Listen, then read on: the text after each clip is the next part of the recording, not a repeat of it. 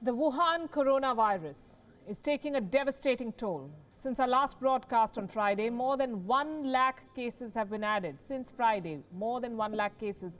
The total number of confirmed patients worldwide is now well over 3,50,000.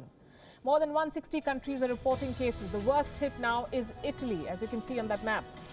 The new epicenter of the outbreak with almost 60,000 cases. More than 5,000 people have died in Italy. The Wuhan virus is spreading in India too. More than 400 confirmed cases in the country now. Maharashtra is the epicenter of the outbreak in India. There are more than 80 patients in that state alone.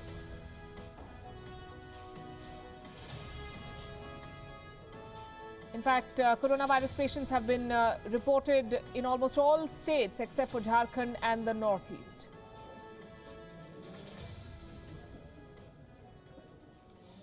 It's day one of the coronavirus lockdown in India. A country of 1.3 billion people curbing movement on an unprecedented scale to contain the Wuhan virus. After the public curfew on Sunday, 75 districts were put under a lockdown in India. 19 states and union territories are under complete lockdown. 6 are under a partial lockdown. Markets, malls, cinemas, schools, colleges and gyms are already shut in most of the states. No taxis are plying now. People are only allowed to move outside for emergencies or for essential services. This is a first in India. It has never happened before. Never before have we seen a lockdown due to a health crisis in this country. It is the need of the hour too. All experts say such a lockdown is necessary. The biggest challenge for India is to convince people to stay home. Prime Minister Modi said that people are not taking the lockdown seriously, so much so that today we saw traffic jams in some parts of the country. Would you believe it? People were out and about. There were also reports of confusion over lockdown rules.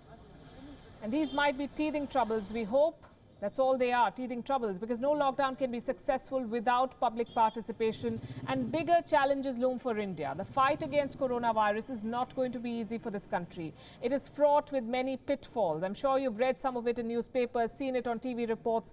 Testing remains the biggest concern in India. India might not be testing enough coronavirus cases. On Sunday, 6 private laboratories were approved to carry out tests. The government has capped the cost of these tests at 4,500 rupees, 4,500 rupees per test. So far, there is no walk-in facility for a coronavirus test. Not everyone is going to be tested. According to a report, India has tested more than 17,000 samples. 17. At the moment, around 5,000 samples are being tested every week. So the number has gone up. But for comparison's sake, other countries affected by the Wuhan virus are testing many more people. The United States, for instance, they're testing 26,000 samples a week. France is at 10,000. The UK is doing 16,000 tests every week. Clearly, India needs to test more. Allowing the private sector to test is a welcome step in that direction. This is going to help in detecting more cases. But the critical question is this: is India equipped to handle more coronavirus patients? A large number of cases might put a strain on India's health system. Special measures are now being introduced to ramp up capacity. Every state has been asked to designate a hospital to treat coronavirus cases. All non-essential elective surgeries are being postponed. Leaves for health professionals have been cancelled. Getting enough protection equipment remains a challenge. Healthcare professionals on the front lines need more of it, and they need it the most. They must be protected because they face the greatest risk. Reports say 15% of the healthcare personnel infected by the Wuhan virus became critical in China. 15%. Among the general public, only 5% were critical.